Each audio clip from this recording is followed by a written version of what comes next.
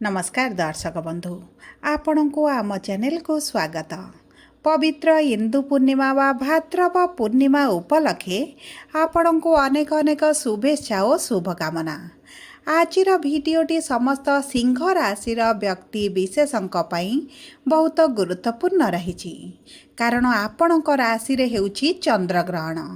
देखंतु एही सेप्टेम्बर मास 7 तारिख रविवार दिन पड़ुछि इंदु पूर्णिमा एवं सही दिन हेउछि सबुठारु बड़ एवं दीर्घतम चंद्रग्रहण जहाँ दीर्घ 182 वर्ष पर एहिभଳି संजोगरे हेबाकु जाउछि एवं एहार प्रभाव 12टी जाक राशि उपरे रहिबो।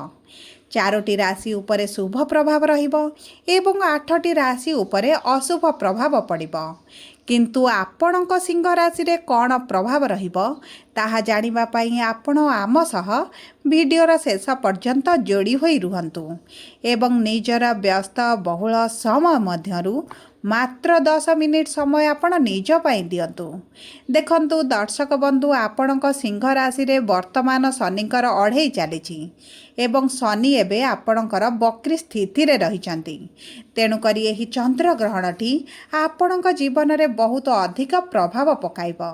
तेबे विलंब नकरी आसंतु कार्यक्रमटी को आगकू बढ़ाइबा एवं जानिबा आपणक राशि सही भाग्यशाली 4टी राशि मानक मध्यरु गोटिए राशि जहाँ पर शुभ प्रभाव पड़िबो ना सही 8टी राशि मानक मध्यरु गोटिए राशि जो राशि उपरे अशुभ प्रभाव पड़िबो।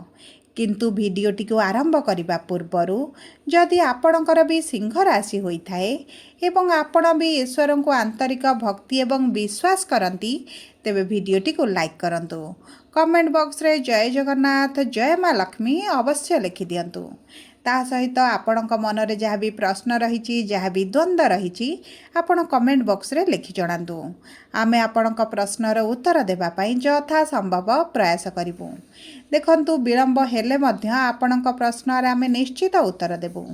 ता सहित दर्शक बंधु आपण जदि आम सह जोगाजोग करबा पई चाहुछंती तेबे भिडियोर मध्य भाग रे एक व्हाट्सएप नंबर टिए दिया जाइछि जो नंबर साहाय्य रे आपण आम सह जोगाजोग करी निजर नूतन कुंडली प्रस्तुत करि परिबे, कुंडली विश्लेषण कराई परिबे किंबा आपणकर चाकरी विवाह व्यवसाय प्रेम संपर्क को नहीं किछि समस्या रही ताहार सहजरे समाधान करिपारिबे।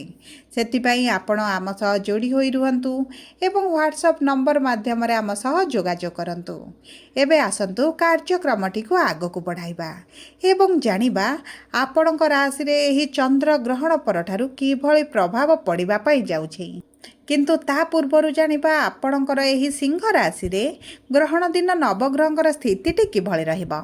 देखंतु आपणकर प्रथम गृह रे सूर्य केतु एवं बुध, द्वितीय गृह रे मंगल, सप्तम गृह रे राहु जो गृह रे लागिबाकू जाउछि चंद्रग्रहण, अष्टम गृह रे शनि जे आपणकर वक्री स्थिति रे सप्तम गृह को प्रभावित करुछंती। ता सहित आपणकर एकादश गृह रे गुरु एवं द्वादश गृह रे शुक्र विराजमान करिछंती। तेणु करी सही गृह गुड़िकरे सेमानकर प्रभाव अधिक रहिबो। तेबे सर्वप्रथमे आसंतु जानिबा आपणकर स्वास्थ्य किभଳି रहिबो। देखंतु आपणकर स्वास्थ्य कुंडलीर प्रथम गृहरु जणा पड़े एवं आपणक प्रथम गृह रे सूर्य केतु बुध विराजमान करिछंती। विशेष भाव में आपणकर राशिर स्वामी विराजमान करिछंती। तेणु करी आपणकर रोग प्रतिरोधक शक्ति रे वृद्धि हेबो। आपणकर कोनोसी भी ऋतुकालीन समस्या देखा जिबार संभावना कम रहिछि।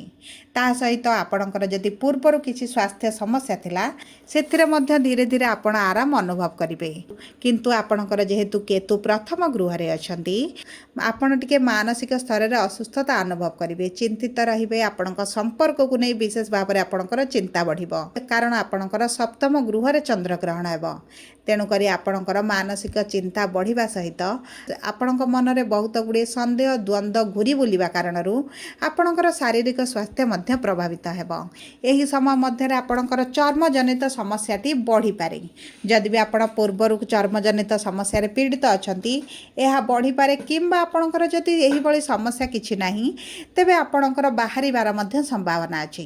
देखंतु आपणकर पूर्वर जदि किछि ब्लड रिलेटेड समस्या थिला ताहा बाहर बहुत अधिक संभावनाटी यही ग्रहण सप्ताह देखा जाउछि। तेणुकर आपणक स्वास्थ्य को विशेष भाव में ध्यान दियंतु। जदि आमे देखिबा आपणकर शिक्षा क्षेत्र को तेबे शिक्षार गृहर स्वामी हेउछन्ति देवगुरु बृहस्पति जे आपणकर एकादश गृह रे विराजमान करिसन्ति एवं सप्तम दृष्टि आपणकर शिक्षा क्षेत्र को प्रदान करुछन्ति। तेणुकर आपणकर एही समय मध्य शिक्षा क्षेत्र रे सफलता मिलिबो। आपणकर पूर्वर जदि शिक्षा को नै किछि समस्या थिला ताहा दूर होइजिबो। विशेष भाव में आपण जदि किछि हायर स्टडी पई उच्च शिक्षा पई विदेश जाबाक चाहुतिले ताहा मध्य आपणक पई बहुत भल रहइबो। एही समय रे जदि आपण किछि सरकारी चाकरी पई परीक्षा दियंती तेबे सरकारी चाकरी पई मध्य प्रबल योग बनुछि। कारण सूर्य आपणकर राशि रे प्रथम गृह रे प्रथम लग्न रे थिबालु आपणकर सरकारी चाकरी योग बनाउछन्ती। किंतु दर्शक बंधु जदि आपणक कुंडली रे सरकारी चाकरी रो योग नथिबो तेबे आपणकर हेबो नाही। आपण सत चेष्टा कले मध्य आपण विफलतार सम्मुखीन हेबे। तेणु करी आपण निजर कुंडली को विश्लेषण कराई जानि रखंतु जे आपणकर सरकारी चाकरी योग अछि बा नाही। जदि अछि तेबे आपण कठिन परिश्रम करंतु, जदि नथिबो आपण असफलतार सम्मुखीन मध्य होई पारंती।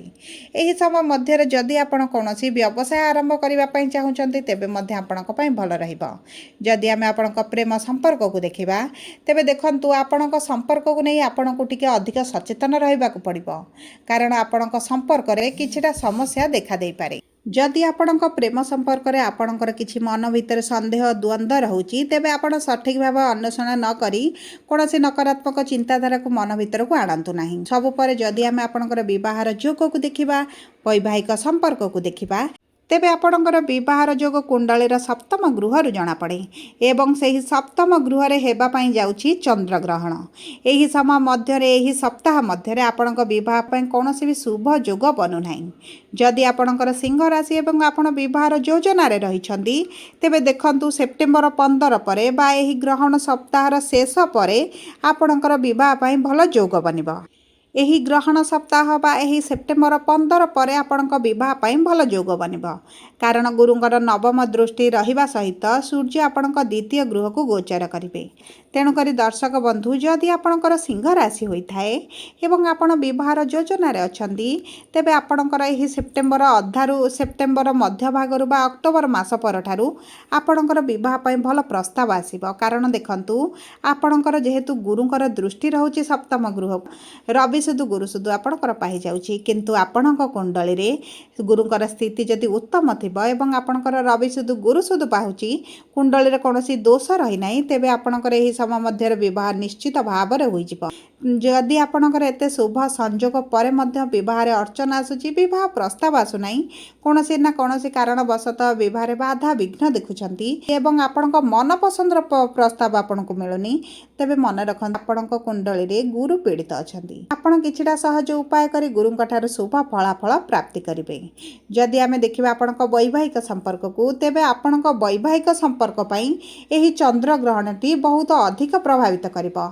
आपणक साथीक सहित आपणक संपर्क रे किछिटा तिक्तता आसी पारे, मन रे संदेह बढ़ी पारे किंबा आपणक संपर्क भांगिबा भली परिस्थिति मध्ये आपणकर आसी पारे। सेति प्रति आपणको विशेष भाव में सचेतन रहिबाकु पड़िबो। आपणक संपर्क रे तृतीय लोकक हस्तक्षेप को कम करिबाकु पड़िबो। आपण निजर वचन रे मधुरता आनिबे एवं साथी को अधिक बुझिबा पई चेष्टा करंतु।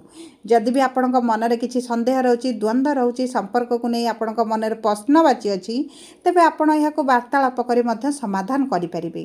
तेणु करी आपणक संपर्क को बहुत अधिक भाव में आपणको जगिबार आवश्यकता अछि। जदि आमे देखिबा आपणक कर्म क्षेत्र को तेबे कर्मर गृहर स्वामी हेउछन्ति शुक्र जे आपणक राशि को गोचर करूछन्ति। तेणु करी कर्म क्षेत्र रे आपण कोनोसी भी समस्या देखिबे नाही। जदि भी पूर्वर किछि समस्या थिला ताहा दूर होई जिवो। किंतु देखंतु जदि आपण माने चाकरी रे संधान रे अछन्ति, चाकरी पई अप्लाई करूछन्ति तेबे एही समयटे आपणक पई बहुत भल रहिछि। आपणको चाकरी प्राप्ति होई जिवो। ता सहित जदि आपण व्यवसाय ବ୍ୟବସାୟ କରୁଛନ୍ତି ତେବେ ବ୍ୟବସାୟ ମଧ୍ୟ ଆପଣଙ୍କର ଭଲ ରହିବ। କାରଣ ଭାଗ୍ୟର ଗୃହର ସ୍ୱାମୀ ଆପଣଙ୍କ ଧନର ଗୃହରେ ବିରାଜମାନ କରିଛନ୍ତି। ଆପଣଙ୍କର ଇନକମ୍ ବଢ଼ିବ। ପୂର୍ବରୁ ଯାହା ବି ମାନ୍ଦା ପରିସ୍ଥିତି ଥିଲା ତାହା ବଦଳିଯିବ। ଆପଣଙ୍କ ବ୍ୟବସାୟରେ ଇନକମ୍ ବଢ଼ିବା ସହିତ ଆପଣ ଏବେ ସେଭିଂ ପ୍ରତି ଅଧିକ ଧ୍ୟାନ ଦେବେ। ଆପଣଙ୍କର ଖର୍ଚ୍ଚ କମ୍ କରିବେ ଏବଂ ଅଧିକ ସେଭିଂ କରିବେ। ଦର୍ଶକ ବନ୍ଧୁ ଦେଖନ୍ତୁ, ଏହି ସମୟ ମଧ୍ୟରେ ଆପଣଙ୍କର ତୀର୍ଥଯାତ୍ରା ହୋଇପାରେ, ଆପଣଙ୍କର କୌଣସି ଦୂର ସ୍ଥାନକୁ ଯାତ୍ରା କରିପାରନ୍ତି ଏବଂ ଯାତ୍ରା ଜନିତ ଆପଣଙ୍କର ଖର୍ଚ୍ଚ ମଧ୍ୟ ବୃଦ୍ଧି ହୋଇପାରେ। ସେଥିପ୍ରତି ଆପଣଙ୍କୁ ଟିକେ ଦୃଷ୍ଟି ଦେବାକୁ ପଡ଼ିବ।